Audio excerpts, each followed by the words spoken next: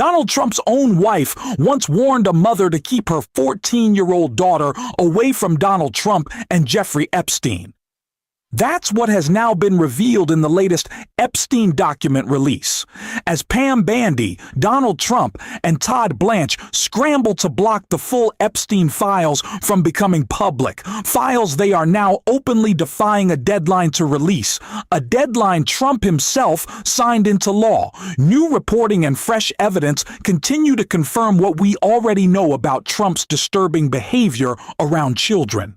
And the truth is, we don't need more proof, more anecdotes, or more alleged photos. We can see it plainly.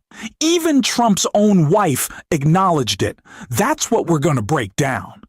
But before we do, please take a moment to like this video, and if you support the work we're doing to expose this Epstein cover-up, hit the subscribe button. It goes a long way in helping us continue. Before we dive into what Trump's wife admitted and what it reveals, we need to start with the reporting that brought this to light. Reporting from the New York Times, which Ari Melber broke down right here. Then there's the new explosive report. In contrast to how Democrats sometimes sound, they're already planning for everything and planning for what would be the worst. If the president refuses to follow a law he just signed, they will go at everyone. And those different roads also matter, and we can discuss this more if it happens tomorrow, if they aren't turning over the required documents. But it matters because while the president is famously immune from later criminal sanction for official acts by the Supreme Court, his aides are not. People who work at the DOJ are not. Whether people are leaving, as I mentioned, related to this or other things, only time will tell. But if you stay and break the law while at the DOJ, it can end more than your career. It could end even your freedom.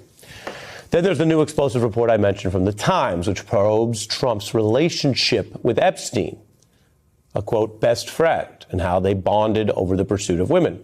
This new account draws on receipts and evidence from that era, just as Trump's birthday card for Epstein, which referenced secrets and women, was contemporaneous. It's credible evidence from at the time, which is part of why that birthday card story was a big deal. Trump's suing the Journal over that reporting, and they're pushing back and saying they expect to be vindicated in court. Well, I mentioned that evidence, which matters because today's new article has more evidence, like handwritten notes from all the way back to 1994 kept by Epstein's assistant, which the Times corroborated.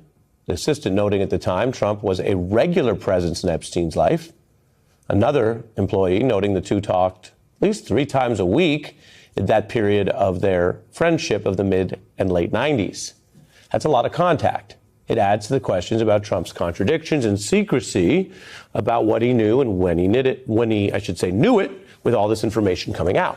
I have continued to say, and y'all, if you watch the show, you know, what isn't in the Epstein files, what isn't under the purview of the DOJ or the FBI, what Trump and Bandy can't stop from coming out, to me, might be more damaging than what they are trying to stop from coming out right now. There is so much evidence that is being uncovered.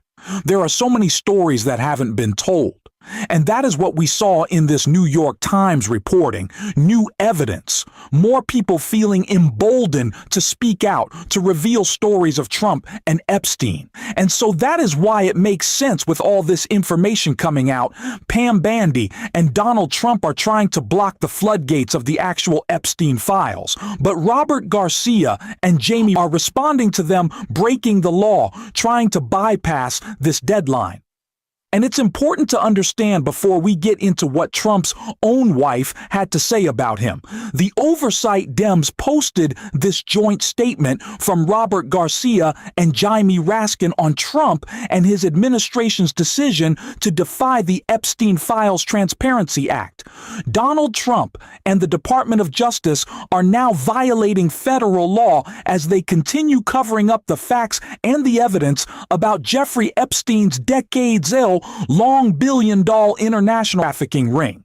For months, Pam Bandy has denied survivors the transparency and accountability they have demanded and deserve, and has defied the Oversight Committee subpoena. The Department of Justice is now making clear it intends to defy Congress itself, even as it gives star treatment to Epstein's convicted co-conspirator, Ghislaine Maxwell. Courts around the country have reportedly intervened when the administration has broken the law.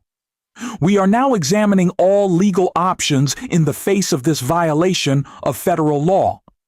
The survivors of this nightmare deserve justice. The co-conspirators must be held accountable, and the American people deserve complete transparency from the DOJ. Rowana said it earlier today. If you are breaking the law, which Pam Bondi is right now, you will be held accountable. That is what is coming for Donald Trump, and it is because they know what is about to be released, and they know that it has already started to come out because Donald Trump's own wife admitted his disgusting behavior. And it was reported by the New York Times. Journalist Jasper Nathaniel, quote, tweeting this piece from the New York Times, writes, "Trump's wife to the mother of a 14-year-old model, do not let her near my husband." During a trip to the bathroom, they ran into Mr. Trump's new wife, whom they had met earlier. Miss Maples clasped her hands. Miss Coleman recalled and looked in the eye. "Whatever you do, do not let her around any of these men, and especially my husband." She told Miss Coleman, "Protect her."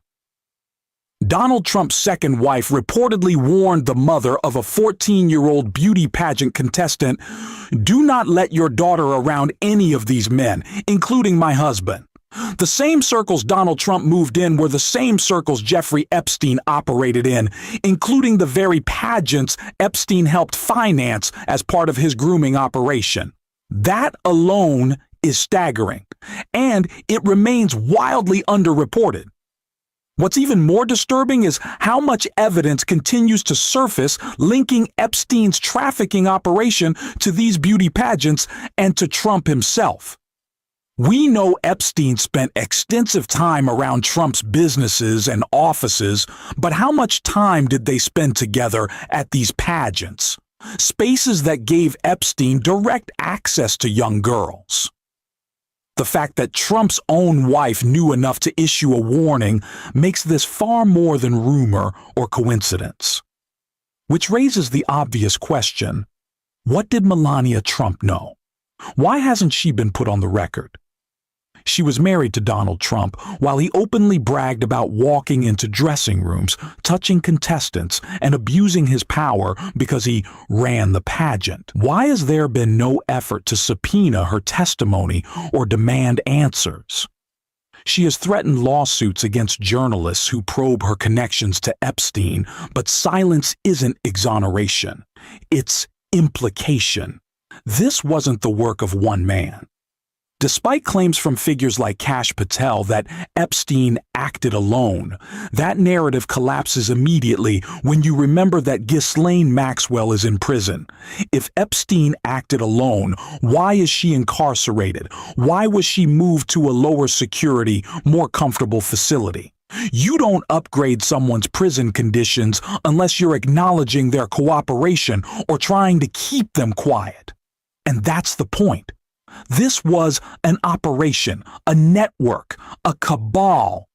Trump's allies want you to believe this was all a hoax, yet they're bending over backwards to protect the people involved. They fear testimony from women who were warned, from associates who witnessed behavior, from individuals whose stories may never appear in the Epstein files, but whose accounts fill in the missing pieces.